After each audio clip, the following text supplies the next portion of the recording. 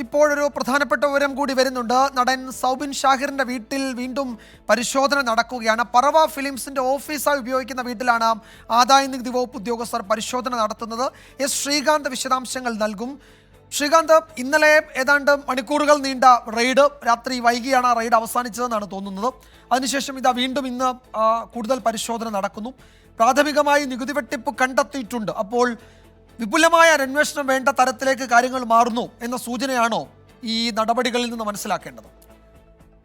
വിജയകുമാർ, സൗബിൻ ഷാഹിറിന് സുഖകരമായ വിവരങ്ങളല്ല ഇപ്പോൾ പുറത്തു വരുന്നത്. കാരണം ഇന്നലെ 14 മണിക്കൂറത്തെ റെയ്ഡിന് ശേഷം, പരിശോധനയ്ക്ക് ശേഷം ഇപ്പോൾ ഇതാ വീണ്ടും സൗബിൻ ഷാഹിറിന്റെ വീട്ടിൽ റെയ്ഡ് തുടങ്ങിയിരിക്കുന്നു ആദായ നികുതി വകുപ്പ്.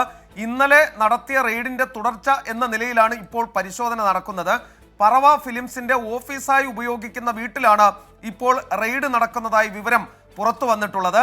ഇന്നലെ കിട്ടിയ രേഖകൾ, ഇന്നലെ കിട്ടിയ വിവരങ്ങൾ, അതിന്റെ അടിസ്ഥാനത്തിൽ തുടർ പരിശോധനയാണെന്നാണ് നമുക്ക് ഇൻകം ടാക്സ് വൃത്തങ്ങളിൽ നിന്നും കിട്ടുന്ന വിവരം. ഇന്നലെ തന്നെ ഈ കേസുമായി ബന്ധപ്പെട്ട് നികുതി വെട്ടിപ്പ് നടന്നു എന്നൊരു വിവരം ഈ ഇൻകം ടാക്സ് സ്ഥിരീകരിക്കുന്നുണ്ട്. അവർ അതിന്റെ അടിസ്ഥാനത്തിലാണ് ഈ പരിശോധന നടത്തുന്നത്. കള്ളപ്പണം വെളുപ്പിക്കൽ നടന്നിട്ടുണ്ടോ എന്നതിൽ ഇഡിയും അന്വേഷണം നടത്തുന്നു. അതായത് 2 കേന്ദ്ര ഏജൻസികൾ സൗബിൻ ഷാഹിറിനെ കേന്ദ്രീകരിച്ച് പരിശോധന നടത്തുന്നു. ഇൻകം ടാക്സ് ഇന്നലെയും ഇന്നുമായി ഇന്നിപ്പോൾ പരിശോധന തുടർന്നുകൊണ്ടേയിരിക്കുകയാണ്. അവരും നടപടി കടുപ്പിക്കുകയാണ്.